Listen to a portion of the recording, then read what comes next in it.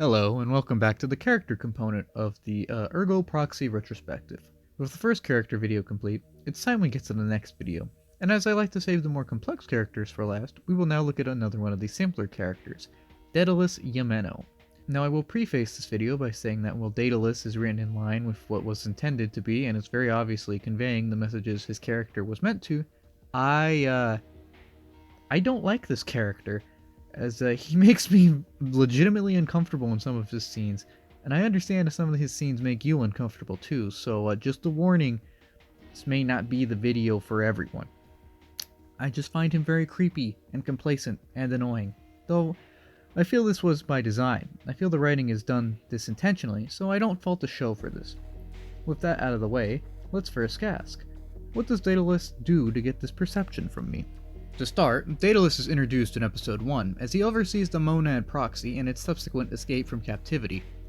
Naturally, he then briefs Raul about all he knows, and proclaims that he is of course terrified, but also fascinated by the proxy, and proclaims that proxies hold the answer to all of man's questions and challenges. He then appears in episode 2, as the leader of the Health and Welfare Bureau, and gives Raul a psychiatric exam to clear her for work. Of course, she doesn't need the exam, and this is just a waste of time constructed by the Administrative Bureau, but Daedalus goes ahead and seems very concerned about her. A little too concerned, more on that later. When Raul finds she thinks she can trust him, though, she spills the beans on where Monad's body is, and Daedalus agrees to analyze it for her. Up until this point, he has been kind and helpful enough, if a little awkward and clingy, but he's just starting to give off an air about him, and it makes me uneasy. In line with being helpful, though, he helps Raul leave the dome for a bit to help find Vincent in the commune, although this does lead to the attack which seemingly kills Raul. Daedalus, now seemingly without any raison d'entrée, that is, a reason for being, no proxy, no Raul, is now dismissed from his post. This is a ruse, however, as Daedalus simply helped Raul fake her death, and then gave her anti-proxy bullets to bring down a proxy outside of the dome. Trying to capitalize on this, Daedalus next creates power outages to try and draw Raul to him and blackmail him.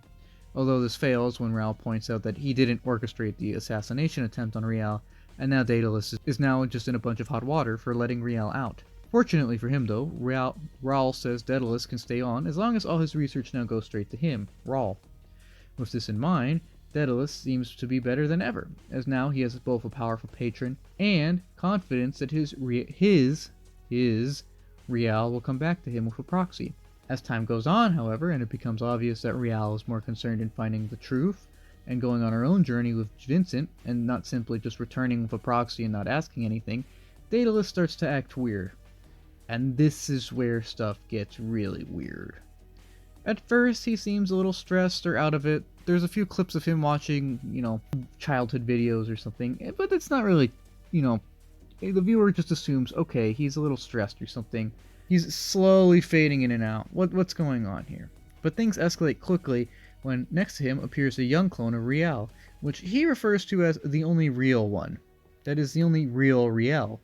Now, there were a couple of scenes of Daedalus watching stock footage of home videos, or just clips of Raul before, and he obviously has some attraction to her, but initially and I'm probably assuming a lot of viewers were like, oh, they're just friends, he's probably just reminiscing, or he probably misses her, because, they were friends, allegedly, and then I realized, no, this guy is just very, very, very creepy, and the creation of the clone is the tipping point. From here, he becomes more disconnected with reality as he recluses himself to his lab with the Raul/Monad clone, and uses his research to his own ends. These ends, ironically enough, though, are almost nothing, as he sees humanity as doomed anyways, and simply wants to live out his quiet fantasy existence with the clone of Raul. When finally given the ADW project, Daedalus has already kind of given up on anything, and just writes everyone off as a loser, apathetically going through with a project doomed to fail. One that he knows is doomed to fail. Now it isn't specified if it's doomed to fail because it in it of itself is unfeasible, or because Daedalus purposely screws with it, although I wouldn't doubt with the latter, knowing his views on humanity by this point. By the time of Raul and Vincent's return, he is completely gone, referring to Raul as the traitor, and proclaiming that only he can be with Monad, or the clone of Monad that he has made. When the clone realizes who she is, a clone of Monad, and wants to help Vincent deal with his emotional struggles, she decides to go off and do so.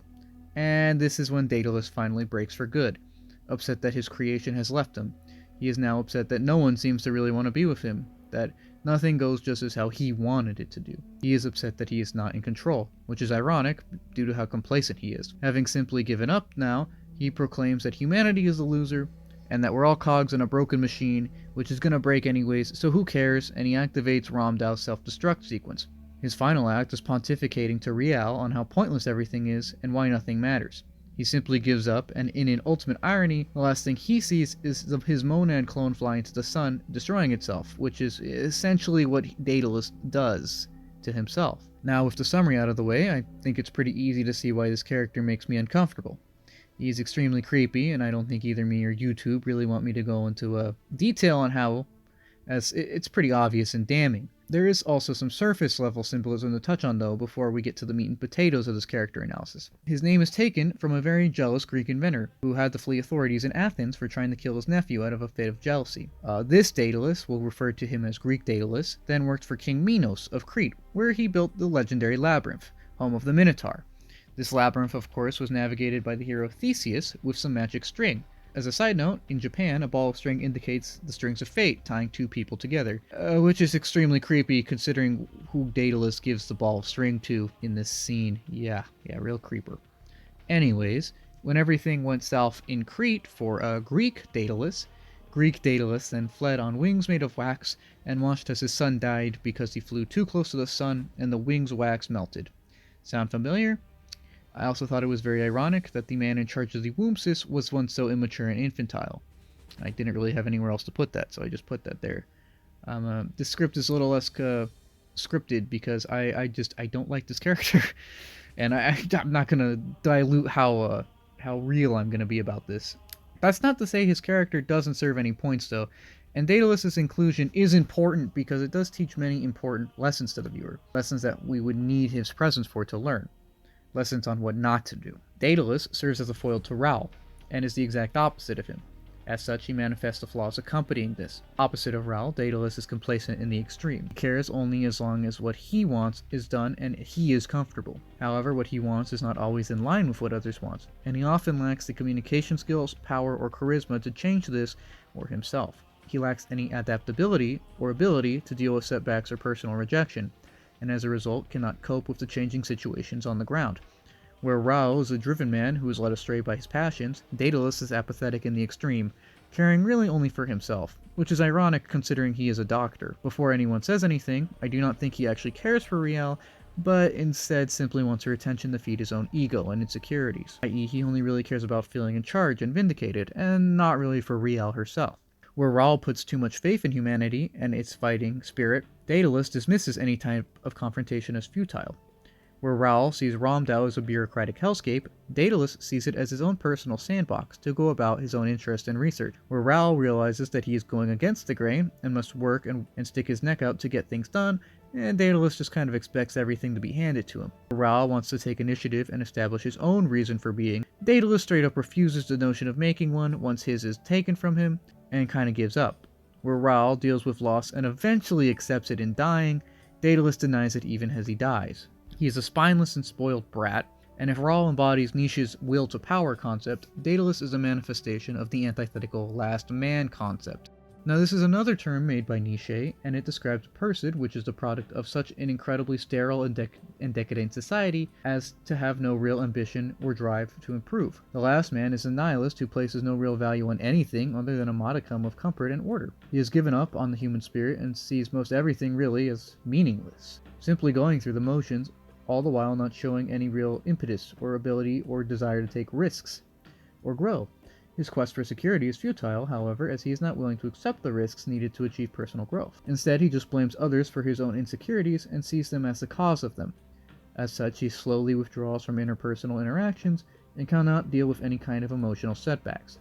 This of course creates a feedback loop, and he sinks deeper into nihilism, and we really see this with Daedalus. Early on, Daedalus seems relatively normal, though it's obvious he really wants Raul's attention in an overly helpful kind of creepy way. In fact, all his early actions serve this purpose. They serve to draw Raul to him, and again, I don't think it's necessarily because he has a healthy affection for her, but more of a creepy, insecure obsession. As such, he helps her bend the rules, and even gets in hot water with Raul. Though taunting Raul at first, Daedalus folds when Raul asserts his dominance And then he just says, yeah, okay, and goes along with Raul's plan, because to him it doesn't really matter. As a nihilist, Daedalus realizes that even if Raul's in charge of him, Daedalus still gets something he wants. He doesn't really care, honestly. He doesn't really try to stick up for anything, and while he despises Raul, he doesn't have the guts to really do anything or stick up for himself. He is unwilling to do much for himself or assert who he is.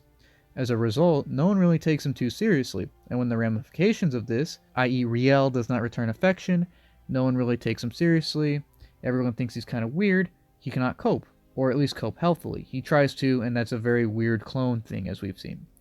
As someone who seeks only comfort and expects everything to be handed to him, he cannot cope with someone exercising free will when it isn't what he had hoped for. As a result, he blames Riel for betraying him and starts his downward slide to insane nihilism. One of the greatest setbacks Daedalus has is losing his assigned reason for being, and his character is basically a massive criticism of not making one's own reason of being, and instead expecting everything to be done or explained by another party. While trusting those worthy of trust is an essential life skill, excessive trust in any system is usually not good, as it can lead to the kind of complacency haunting Daedalus, where Riel, Vincent, Raul, and Pino all accept that they don't really have an assigned reason for being, or they used to and they messed it up, or they don't know it, or some other thing. They all adapt. They all accept that they're human and they must grow. Daedalus does not. The aforementioned characters all cope with their struggles differently, but accept in the end that they do need to confront both themselves and the world around them to grow, and find answers both within and without. They need to grow so that they can assign their own reasons for being and pursue them, and take control of their own destiny. For this reason, all of these characters do achieve some sort of character growth, even if not for the best in Raul's case, and eventually come to terms with the world, affirming both themselves and their love of life. Daedalus does not do this, however, and as an unquestioning nihilist with way too much faith in a system he expects to provide everything for him, he simply gives up in the end. He accepts that the end is the end and refuses to move on and grow out of his attitude. He refuses to assign his life his own meaning once the going gets tough. He refuses to try and stand on his own feet, and thus acts as a warning against not using one's own agency. He is a warning about avoiding character growth and simply hoping everything will be given to you. He is a warning not to be the last man.